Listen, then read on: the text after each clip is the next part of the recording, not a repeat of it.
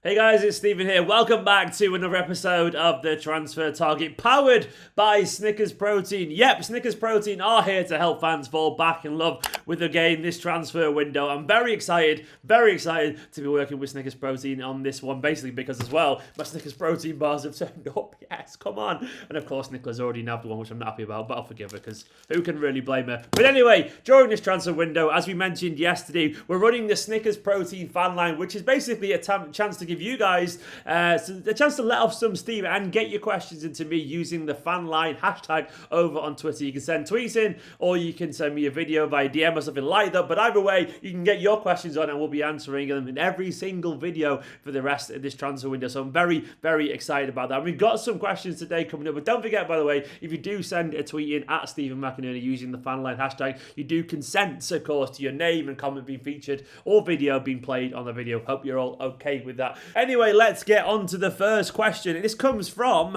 Where has it gone? It comes from Mo Nazareldin.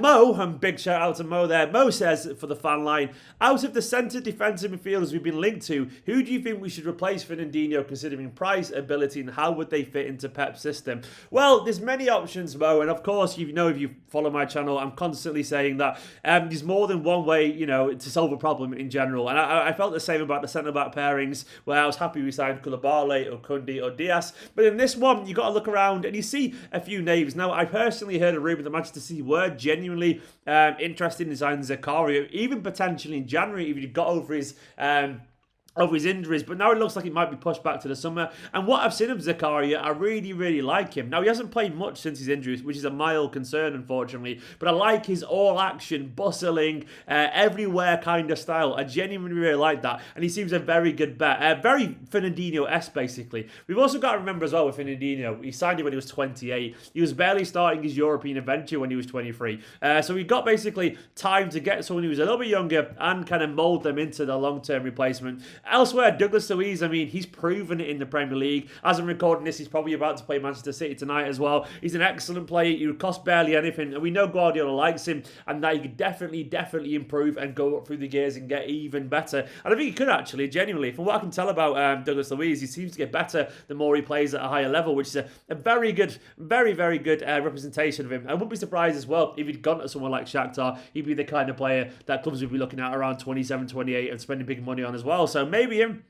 Maybe AC Milan's Benazir, he seems a really good player. Locatelli's been linked as well. An all-action Italian midfielder doing really well, Sassuolo.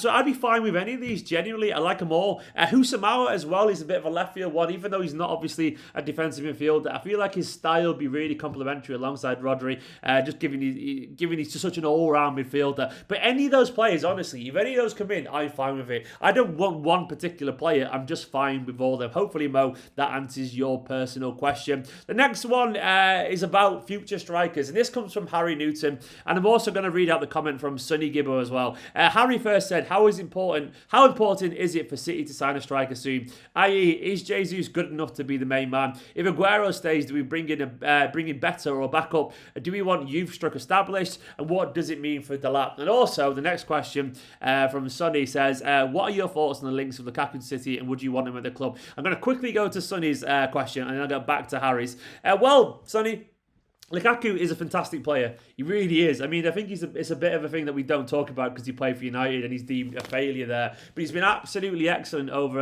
Inter Milan. And I think he's such a fantastic player, such a complete forward. And he's playing with such high confidence at the moment that if he came to Man City, honestly, I wouldn't complain. He's massive. He's got a better touch than people give him credit for. He's improved a lot on that front, in my personal opinion. He's really fast. He's really strong. He's absolutely loving linking up with Martinez over there. So Lautaro Martinez, he's proved he can play with intelligent players.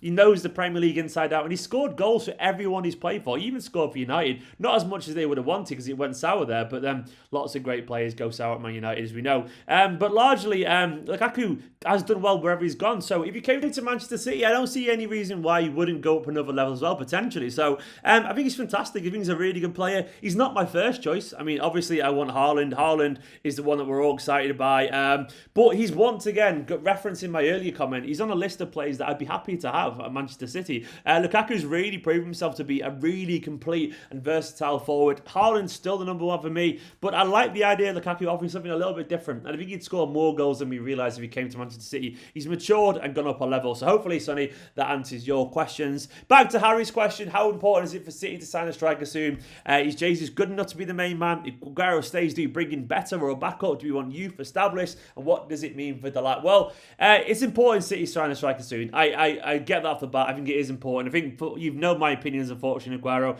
I'm really concerned his injuries may catch up to him, Harry. I've got a feeling that Aguero may be staring down slowly towards the end of his career, starting to wind down. So I think Manchester City will go big in the summer transfer window for an Aguero replacement, potentially. Now, I know nostalgia kind of kicks in. We go, we should keep Aguero as long as you want to. But, I mean, at the same time, like, if it meant like we have to cut his wages or cut Aguero's wages to get Haaland, I think most of us wouldn't really complain. Is Jesus good enough to be a main man? Maybe one day. You never know. He's only young still, and players can suddenly change and get better and better and better and better.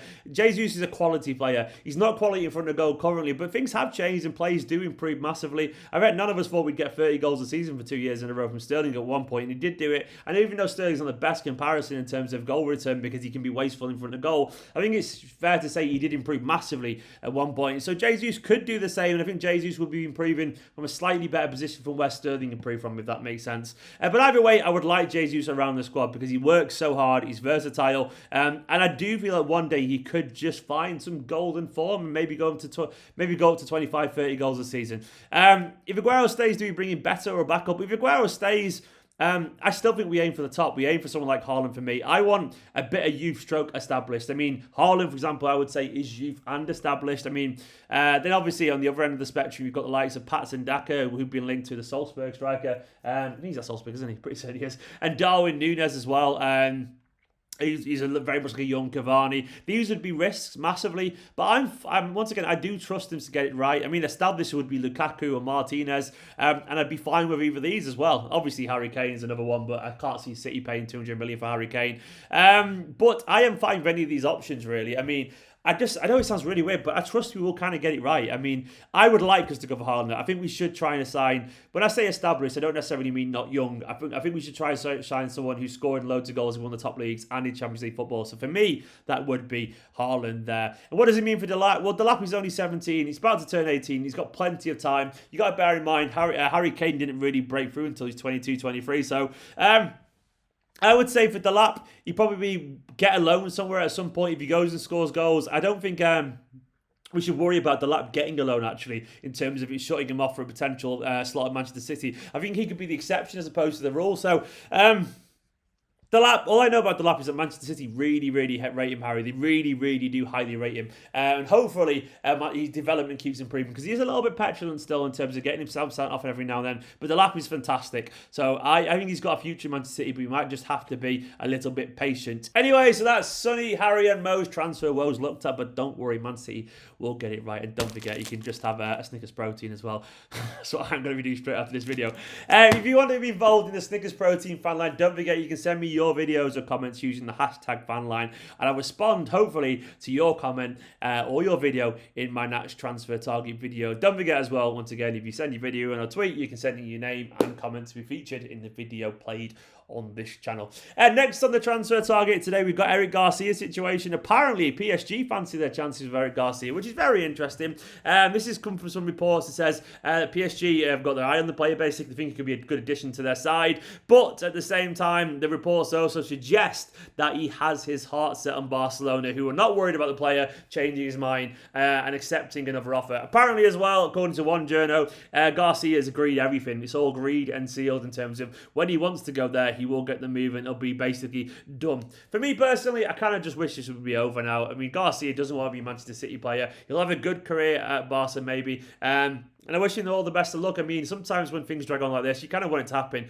I think City will probably end up, I think they'll be tempted by an offer around 4 or 5 million euros with some future add-on fees. I reckon if it comes in towards the end of January. I saw one of the Barca presidential candidates saying that that's got to be a priority to get it done. So maybe there is something in this. Maybe it will move towards the end. But I just want it to be over because I don't really like it when a player hangs around who doesn't want to be here. Because I don't think it's good for the player. It definitely isn't good for Manchester City. And finally, Free Scott Carson.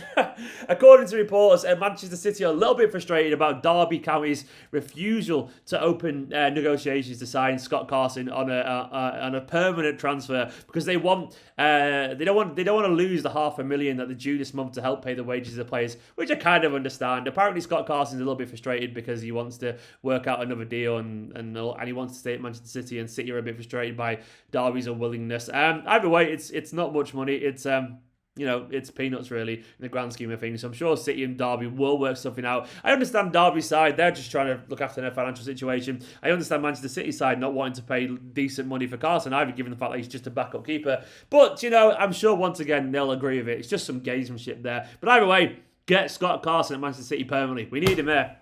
We need Scott Carson there. I just slapped my laptop then. Sorry if that was very loud on the mic. Didn't mean to. But get Scott Carson at Manchester City. Anyway, guys, that's just one transfer target roundup today, powered by Snickers Protein. Thank you very much for watching. Make sure to hit the like button and subscribe button and the comment button and all that kind of stuff. You don't really hit the comment button, do you? You type a comment out. Thank you for watching this video. And we'll be back later on for a watch along for the Aston Villa game. Go and check out the preview as well. And I'll see you in a bit.